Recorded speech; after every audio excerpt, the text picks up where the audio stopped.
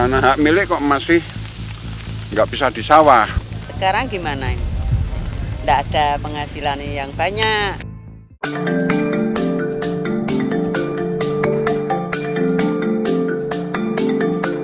Penyelamatan Danau Prioritas Nasional merupakan program dari Kementerian Pekerjaan Umum dan Perumahan Rakyat bekerja sama dengan Kementerian Lingkungan Hidup dan Kehutanan juga pemerintah daerah. Sayangnya, sampai saat ini, sosialisasi yang terperinci mengenai program revitalisasi rawa pening belum menyentuh akar rumput. Masyarakat yang bermukim di sekitar danau banyak yang tak paham pentingnya revitalisasi. Untuk sosialisasi masyarakat tidak hanya macam kumpul, diadakan perkumpulan, tidak. Tetapi kalau seandainya kita diberikan door to door itu pun juga bisa. Mungkin dari segi dinas kabupaten daerah maupun provinsi juga itu juga bagian dari tugas mereka. Karena masyarakat yang memiliki adalah kabupaten maupun provinsi. Hasil kajian Badan Lingkungan Hidup Kabupaten Semarang pada tahun 2012 menyatakan ada 9 aliran sungai yang mengarah ke Danau Rawapening dan semuanya tercemar limbah rumah tangga. Di musim penghujan, volume sampah dari arah hulu jumlahnya semakin banyak. Tak aneh jika sedimentasi di Rawapening semakin tak terkendali karena sampah. Daya tampung air di Rawapening menurun drastis. Danau Rawapening kehilangan sekitar 15 juta kubik airnya.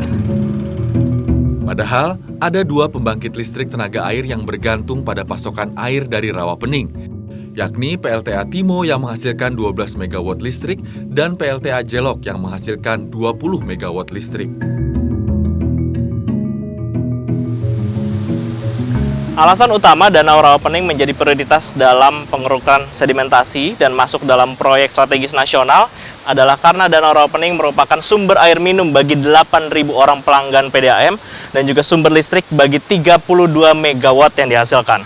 Tentunya Rawapening tidak hanya penting bagi kecamatan-kecamatan di sekitarnya, tapi juga penting bagi kota-kota yang ada di Jawa Tengah.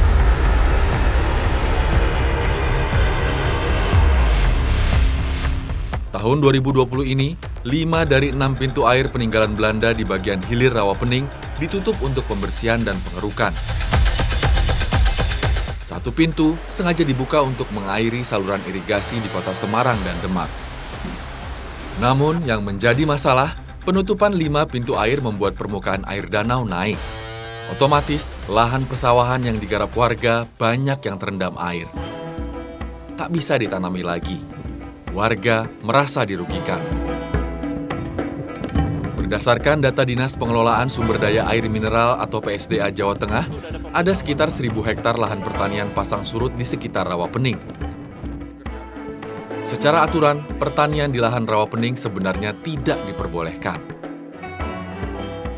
Tanah hak milik kok masih nggak bisa di sawah.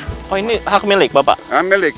Ya, Milik ya? hak milik. Kalau yang lainnya enggak, ini hak milik, sertifikat. Nah, setelah itu dia bilang, Pak, ini sudah disepakati kepala desa sekitar Rawapening. Kata bilang dia gitu, narasumber PJDS sana.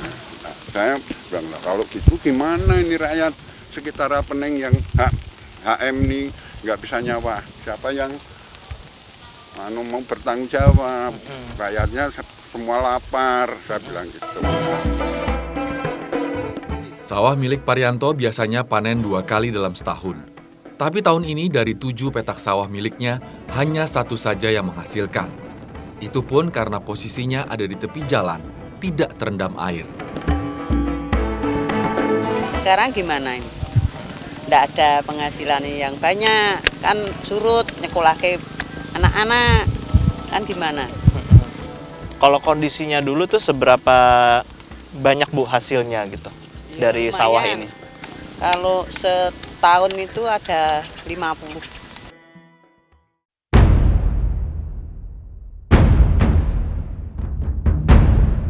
Lahan pertanian warga di Kecamatan Banyu Biru kondisinya masih lebih baik.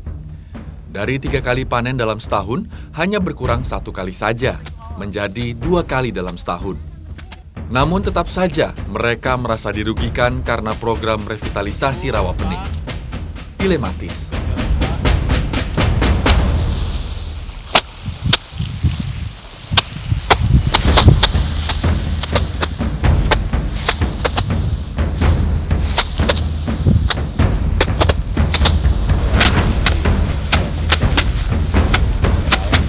Kalau sini selalu panen terus. Nggih. Alhamdulillah ya. Kula mriki niki nak buruh ngeten iki nak niki mboten enten nggih mboten nate mriki kula. Iya. Nggih. Kalau ibu dibayarnya berapa? Pakai uang apa pakai beras? Pakai gabah. Nggih ngeten. Berapa banyak? Paling per 10.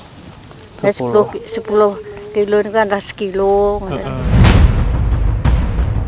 Kehidupan sekitar 240.000 penduduk di sekitar Danau Rawapening memang bergantung pada lahan-lahan pertanian yang ada. Menurunnya produktivitas lahan milik para petani tentu saja berpengaruh pada perekonomian mereka.